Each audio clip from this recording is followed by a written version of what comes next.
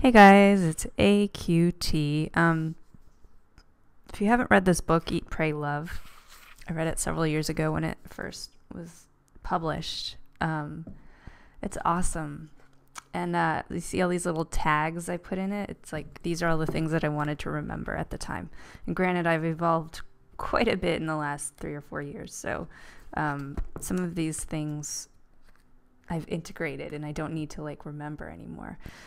But one thing that is really awesome in this is there's this character named Richard, and Elizabeth meets him in India, and he kind of just tells it as it is, and he's really funny, and he has this speech because she can't get over this boyfriend that she has, and she's miserable, and he has this speech.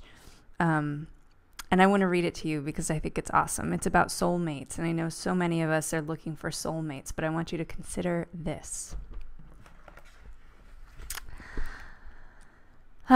Big deal. So you fell in love with someone. Don't you see what happened? This guy touched a place in your heart deeper than you thought you were capable of reaching. I mean, you got zapped, kiddo. But that love you felt, that's just the beginning. You just got a taste of love. That's just limited little rinky-dinky mortal love. Wait till you see how much more deeply you can love than that. Heck, groceries. He calls her groceries. You have the capacity to someday love the whole world. It's your destiny. Don't laugh.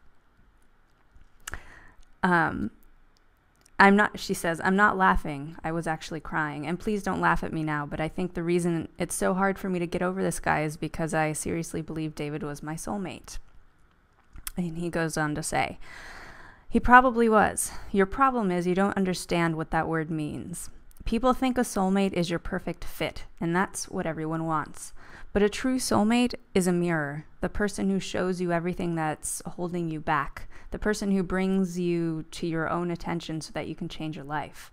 A true soulmate is probably the most important person you'll ever meet because they tear down your walls and they smack you awake. But to live with a soulmate forever? Nah, too painful. Soulmates, they come into your life just to reveal another layer of yourself to you, and then they leave, and thank God for it. Your problem is you just can't let this one go. It's over, groceries. David's purpose was to shake you up, drive you out of that marriage that you needed to leave, tear apart your ego a little bit, and show you your obstacles and addictions, break your heart open so new light could get in, make you so desperate and out of control you had to transform your life, then introduce you to your spiritual master and beat it. That was his job, and he did great, but now it's over. Problem is, you can't accept that this relationship had a real short shelf life. Anyway, he has these little bits of wisdom in here. That's on page 149 if you're interested, in Eat, Pray, Love by Elizabeth Gilbert. Anyway, and I think that's really amazing. You know, I had never at that point considered that, and after reading that, I've considered that many times, and it's right on.